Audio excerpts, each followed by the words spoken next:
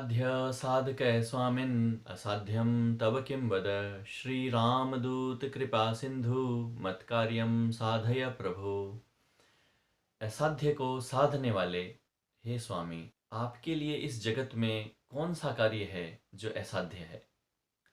हे श्री रामदूत कृपा सिंधु, मेरे कार्य को साधें प्रभु।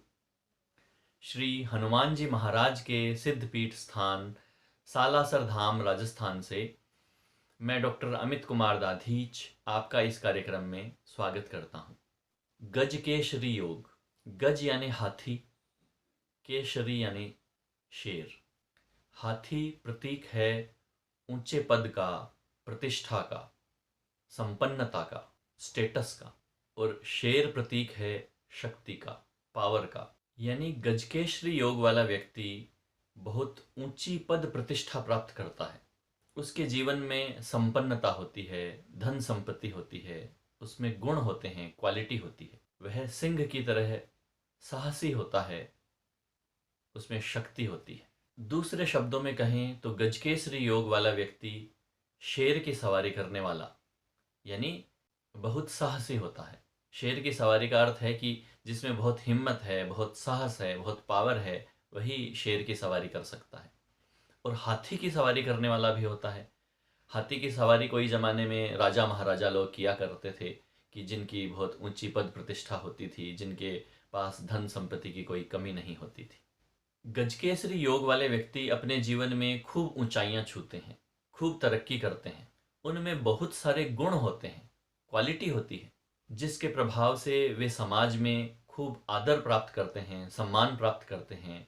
उन्हें ऊंचा पद मिलता है, प्रतिष्ठा मिलती है, और खूब बड़ी धन और संपत्ति के स्वामी बनते हैं। लेकिन गजकेसरी योग कई तरह के होते हैं। किसी कुंडली में किस तरह का गजकेसरी योग है, यह जानकर आपको फल बताना चाहिए। सभी तरह के गजकेसरी योगों का फल इतना अच्छा नहीं है। तो हम बात करेंगे 3 तरह के गजकेसरी योगों के बारे में।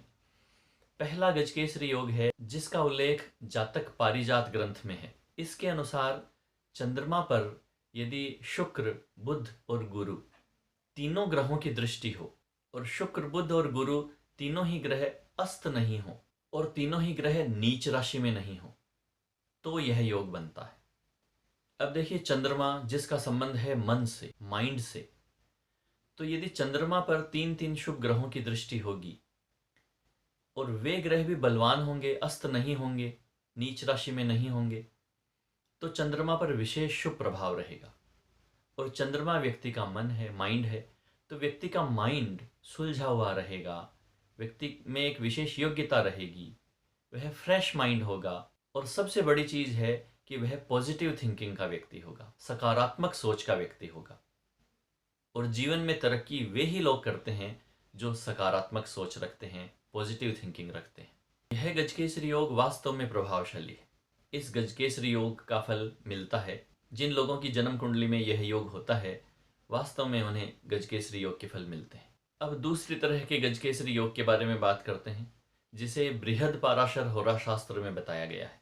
बृहद पाराशर होरा शास्त्र में कहा गया है कि यदि गुरु ग्रह लग्न से या चंद्रमा से केंद्र में हो, और वह गुरु नीच राशि में नहीं हो, अस्त नहीं हो, और छठे घर में नहीं हो। मान लीजिए चंद्रमा से केंद्र में तो गुरु है, लेकिन लग्न से छठे घर में है, तो यह योग नहीं बनेगा। और उस गुरु पर शुभ ग्रहों की दृष्टि हो या शुभ ग्रह उसके साथ हो, तो यह गजकेसरी योग बनेगा। अब इस योग में आप देख सकते हैं कि चंद्रमा पर बृहस्पति का केंद्रीय प्रभाव होगा। चंद्रमा से केंद्र का अर्थ क्या है कि चंद्रमा के साथ होना, चंद्रमा से केंद्र में है। और चंद्र कुंडली में गुरु यदि चौथे घर में है, 7वें में है या 10वें में है, तो वह केंद्र में कहलाएगा।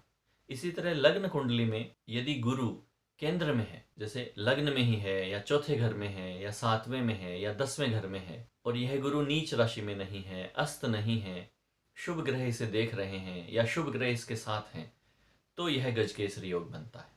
यह गजकेसरी योग भी प्रभावशाली है। अब इसमें कुछ जनरल बातें आपको ध्यान रख लेनी चाहिए कि जैसे गुरु नीच राशि में तो नहीं है, लेकिन अति शत्रु राशि में है, तो थोड़ा योग का प्रभाव कम हो जाएगा। और गुरु यदि अति मित्र राशि में है तो योग का प्रभाव बढ़ जाएगा, स्वय राशि में है तो और बढ़ जाएगा, उच्च राशि में है तो और बढ़ जाएगा। इसी तरह चंद्रमा भी यदि बलवान है, अपने मित्र राशि में है, उच्च राशि में है, पाप ग्रहों का उस पर प्रभाव नहीं है, तो इस योग के फल और भी बढ़ जाएंगे। इसी तरह लग्न बलवान है, लग्नेश बलवान है, लग्न पर पाप प्रभाव नहीं है, तो भी इस योग के प्रभाव बढ़ जाएंगे। कहने का अर्थ है कि योग बनाने वाले ग्रह जितने बलवान होंगे, जितने शुभ स्थिति में होंगे, शुभ भावों के स्वामी होंगे, उतना ही योग का फल बढ़ चढ़कर मिलेगा। अब अंतिम गजकेसरी योग की बात कर लेते हैं, जिसे ज्योतिष प्रेमी अधिकांश लोग जानते हैं।